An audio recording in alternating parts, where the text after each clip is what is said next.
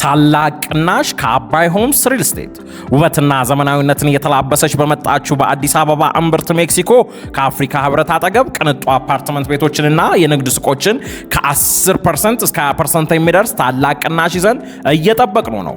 12000 ካሬ ላይ ባረፈው የመኖሪያ መንደራችን ውስጥ ቤቶችን ከባለ 1 መኝታ እስከ ባለ 3 መኝታ ማለትም ከ78 ካሬ እስከ 158 ካሬ አማራጭ እንዲሁም ከ10 ካሬ ጀምሮ በኔቴሪያ ብቻ የምንሸጣቸው የንግድ ሱቆች በቀላል አከፋፈል ሁኔታና በልዩ የገና በዓል ቅናሽ ይዘንሎት መጥተናል። ይህ እድል እንዳያመልጦ ከታች ባሉ ስልኮች ሃሎ ይበሉን። አባይ ሆምስ ሪል ስቴት፣ ጊዜው የአባይ ነው።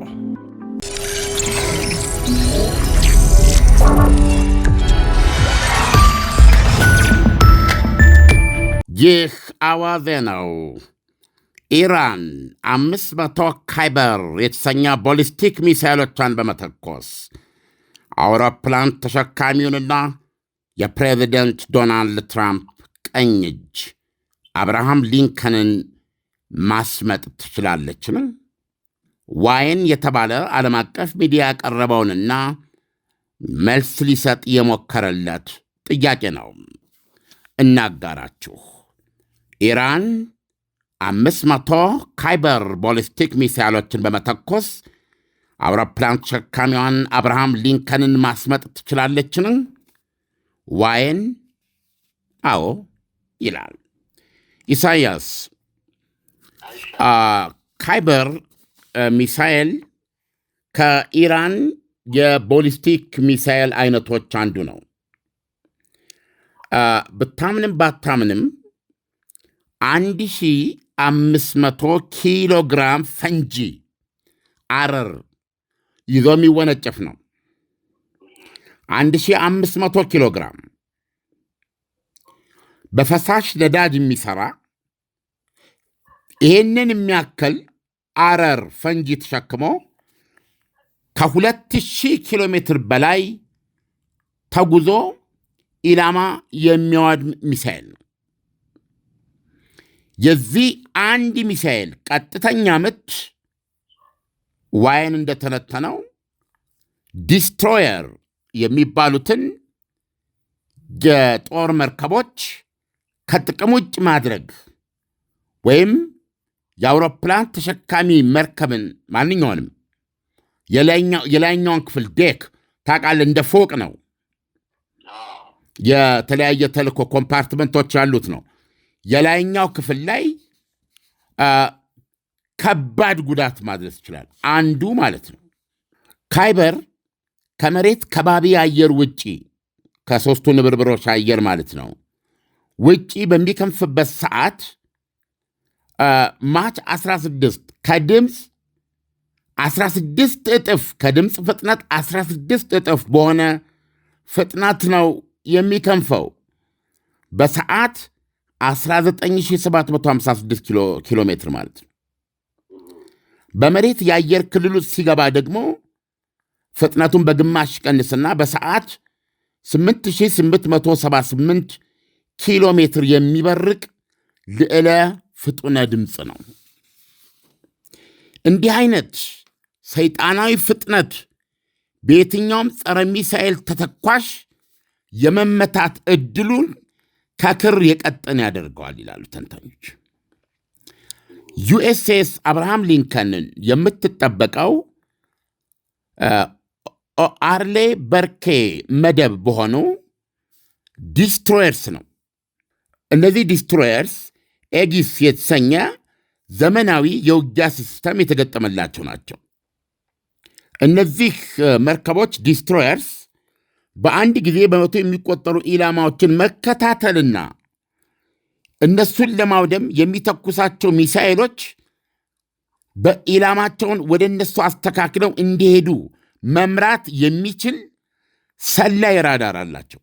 ልብ አድርግ፣ በአንድ ጊዜ በመቶዎች የሚቆጠሩ ኢላማዎችን የማየት በተናጠል የመከታተል እና እነሱን ለመምታት የሚያስፈልግ የተተኮሰው ሚሳኤል ደግሞ ወደ የኢላማዎቹ መምራት የሚችል ስፓይ ራዳር አላቸው። ቦሊስቲክ ሚሳኤሎችን ለማክሸፍ ሚሳኤሎቹ ከመሬት ንብርብር የአየር ክልል በላይ ህዋ ውስጥ ሳሉ መጥቶ ለማክሸፍ የሚጠቀመው ተተኳሽ SM-3 የተሰኘ ጸረ ሚሳኤል ነው።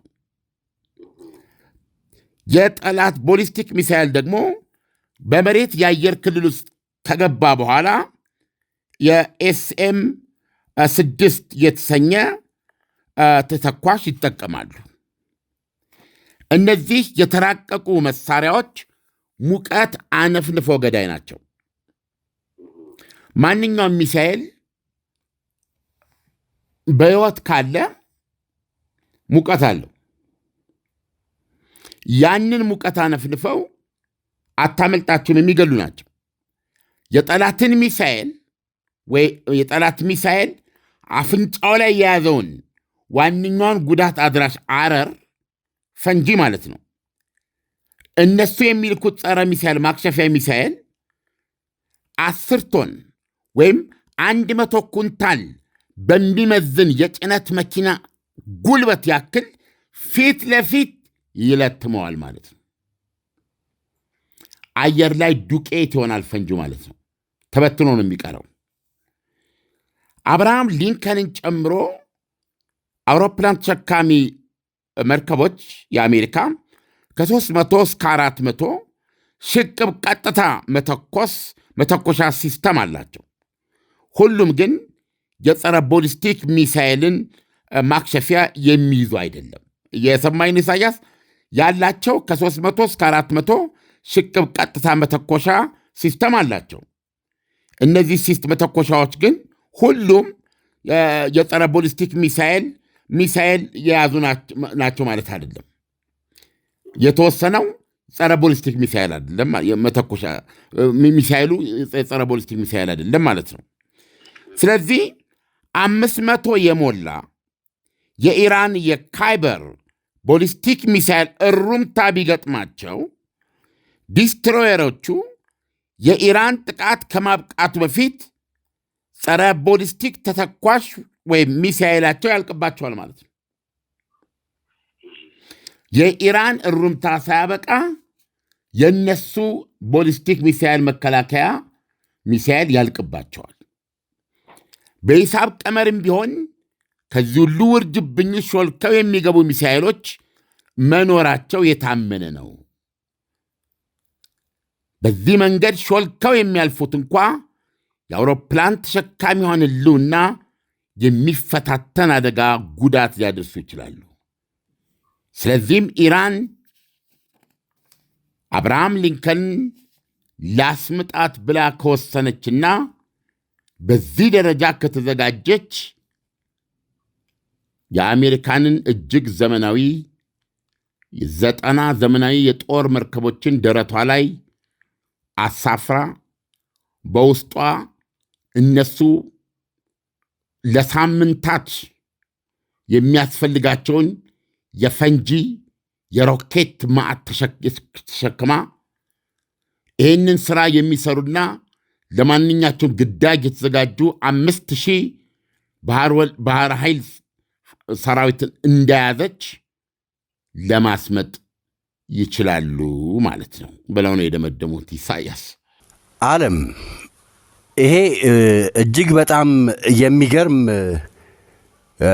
ቴክኖሎጂም ነው። ከቴክኖሎጂውም አንጻር ስንመለከተውና ኢራኖች ያለ ምክንያት አይደለም እየፎከሩ ያሉት ማለት እንችላለን ማለት ነው። በዚህ መጠን ከተዘጋጁ ግን ዓለም አንድ አብርሃም ሊንከንን መምታትና ማስመጥ የሚቀጥለውስ የአሜሪካን ኃይል ኢራንን ምን ያደርጋታል?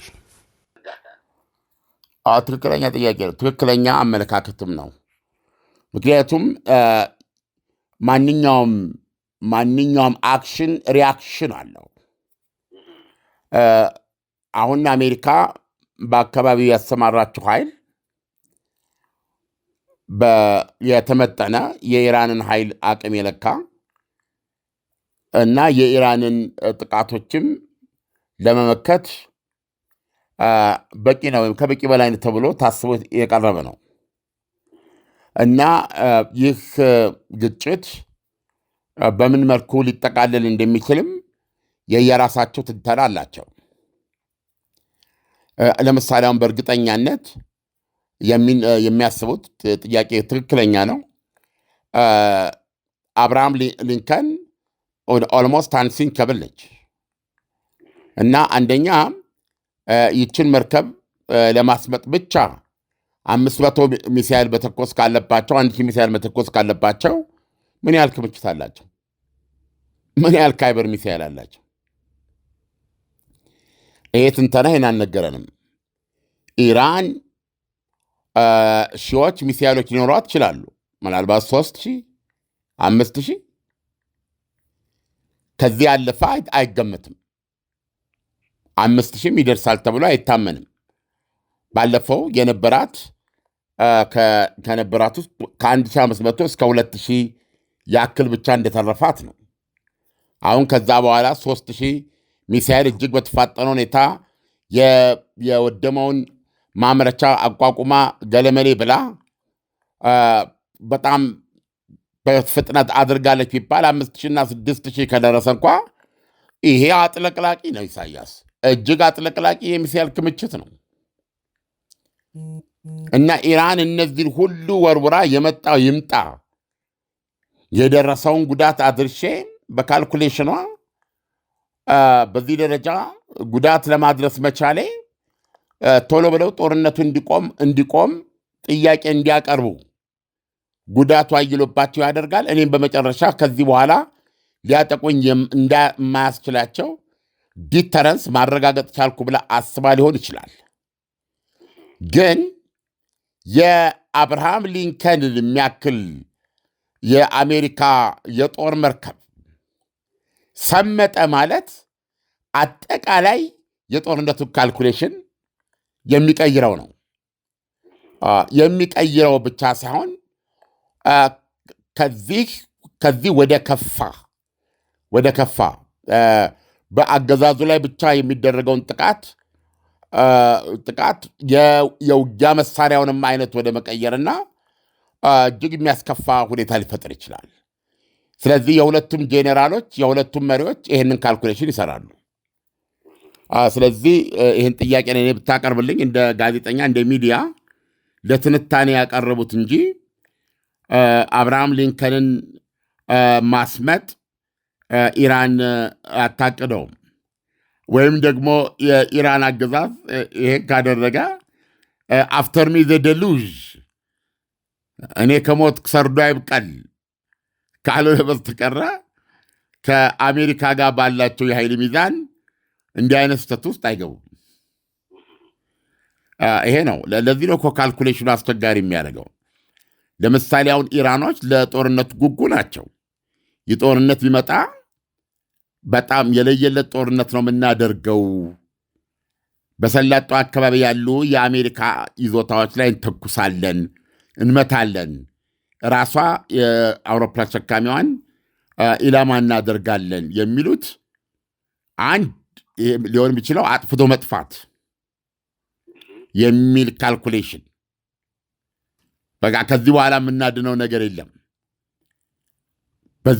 ከዚህ ውጊያ አንተርፍም፣ በዚህ ውጊያ የምናድነው ነገር የለም ከሆነ ደግሞ ታሪክ እንስራ እንዳገዛዝ እንደ መንግስት የሚል አቋም ወስደው ከሆነ አይሞክሩም፣ አያደርጉም ልል አልችልም። ቀጥሎ ሊመጣ የሚችለውም ነገር ላይ ያሳስባቸው ይችላል። ይሄ እንግዲህ እንትኖች ከሆኑ ነው ምንድነው የሚባለው እጣ ፈንታውያን በቃ ይህን አድርገን እንሙት ባዮች ከሆኑ ግን አይመስሉኝም። ስለዚህ ይሄ ቀመር አልወስደውም። አብርሃም ሊንከንን አስመጠህ ኢራን አትሰምጥም ማለት አይቻልም። አዎ፣ ግን ዓለም አሁን ይሄ አዲስ ሚሳኤል ነው ወይስ ካሁን በፊት የነበረ ሚሳኤል ነው? ይሄ በየጊዜው የምታመርታቸው ብዙ ናቸው የኢራን እና ይሄ እንግዲህ ዘመናዊ የቅርብ ጊዜ ሚሳኤል እንደሚሆን መጠራጠር የለብንም። ለምሳሌ ዋየን ጥሩ ተደማጭነት ያለው ታማኒነት ያለው የህንድ ሚዲያ ነው። ይህን ሁላችንም ገብተን መመልከት እንችላለን። በእርግጥ ዘገባው እኔ እስካሁን ባለኝ መረዳት ኢራን በዚህ ደረጃ ፕሪሳይስ የሆነ ሃይፐርሶኒክ ሚሳኤል እንዳላት እርግጠኛ አይደለሁም። ነገር ግን ይህ ዜና አገልግሎቱ አጣርቶ ሰርቶ በኤክስፐርቶች አስተንትኖ ያቀረበው ነው። ስለዚህ እንዳለ ከወሰድነው ኢራን በዚህ ደረጃ ሱፐርሶኒክ አላት ብለን ካልን 1500 ኪሎግራም ፈንጂ ጭኖ የሚሄድ ይሄ ከማንም የበለጠ በተለይ አብርሃም ሊንከንን የማስመጥ ጉዳይ ሳይሆን ለእስራኤል ትልቅ ቻሌንጅ ነው። ምክንያቱም እንደዚህ አይነት ሚሳኤል ኢላማ በሚመታበት ጊዜ ከኢላማ ጋር በሚጋጭበት ጊዜ የሚፈጥረው ፍንዳታ ጊዜው የሚያሰኝ ነው። ኢሳያስ 1500 ኪሎ ግራም እንዲህ ባለ ሰይጣናዊ ፍጥነት በሚሄድ ዘንግ ላይ ፍጥነት ሲደመር ይህን ያህል መጠን ያለው ፈንጂ እና መላተም የሚዘገንን ነው እና ሰው በብዛት የሚኖርበት አካባቢ ካረፈ በብዙ መቶ የሚቆጠር ሰው ሕይወት ሊያጠፋ የሚችል ቀሳፊ ነው እና እንደ እጅግ ኃይለኛ እንትን ነው እና የዚህ መሳሪያ ክምችት ምን ያላት አሁን አንዱ እኮ የእስራኤሉ ጠቅላይ ሚኒስትር ቤንያሚን ኔታንያሁ በነገው ዕለት ማክሰኞ ወደ አሜሪካ የሚሄዱበት ዋነኛው ምክንያት አንዱ አሁን ከዘገየ አሁን ከመሸ ያነበብኩት እስራኤል የኢራንን የሚሳኤል የኒውክሌር እንቅስቃሴዎች ሌተስት በተመለከተ ያላትን ተጨባጭ የስለላ መረጃ በቀጥታ ለዶናልድ ትራምፕ ለመስጠት እንደሆነ ነው። ስለዚህ ሮብ ዕለት ከተነጋገሩ በኋላ ምን ልንሰማ እንችላለን? ምን ያህል የኒውክሌር ክምችት አላት? ይቅርታ፣ ምን ያህል ሚሳኤል ክምችት አላት? ምን አይነት ሚሳኤሎች? በጣም የሚገርመው ስለ ሚሳኤሎች ስናወራ በጥጥር ነዳጅ የሚሰሩ ደግሞ ቦሊስቲኮች አሏት። እንደዚሁ ኢራን ተተኩሰው በጥቂት ደቂቃዎች ነው እስራኤል የሚደርስ፣ በጥቂት ደቂቃዎች እና ትልቁ ነገር ኔታንያሁ ገደብ እንዲጣልበት፣ አለበለዛ ግን እስራኤል የግድ እርምጃ መውሰድ ያለባት፣ አሜሪካም ይህን ተከትላ እርምጃ እንድትወስድ የሚፈልጉበት ጉዳይ ነው። ከ1200 ኪሎ ሜትር በላይ ያሉ ሚሳኤሎች እንዲታገዱ ነው እና አይ ቲንክ ጥያቄን መልሻለሁ። ዓለም ጥያቄውን በትክክል መልሰልኛል። ዓለም ለትንታኔው ከወዲሁ አመሰግናለሁ። መልካም አዳር ይሆንልህ። መልካም አዳር። ታላቅ ቅናሽ ከአባይ ሆምስ ሪል ስቴት ውበትና ዘመናዊነትን እየተላበሰች በመጣችው በአዲስ አበባ እምብርት ሜክሲኮ ከአፍሪካ ህብረት አጠገብ ቅንጡ አፓርትመንት ቤቶችንና የንግድ ሱቆችን ከ10% እስከ 20% የሚደርስ ታላቅ ቅናሽ ይዘን እየጠበቅኑ ነው። 12000 ካሬ ላይ ባረፈው የመኖሪያ መንደራችን ውስጥ ቤቶችን ከባለ 1 መኝታ እስከ ባለ 3 መኝታ ማለትም ከ78 ካሬ እስከ 158 ካሬ አማራጭ እንዲሁም ከ10 ካሬ ጀምሮ በኔቴሪያ ብቻ የምንሸጣቸው የንግድ ሱቆች በቀላል አከፋፈል ሁኔታና በልዩ የገና በዓል ቅናሽ ይዘንሎት መጥተናል። ይህ ዕድል እንዳያመልጦ ከታች ባሉ ስልኮች ሃሎ ይበሉን። አባይ ሆምስ ሪል ስቴት፣ ጊዜው የአባይ ነው። ምርትና አገልግሎቷን በአዋዜ ላይ ያስተዋውቁ። ለጥራች እንታመናለን። በስልክ ቁጥሮቻችን ይደውሉልን። አዋዜ ዓለምነህ ዋሴ ዜና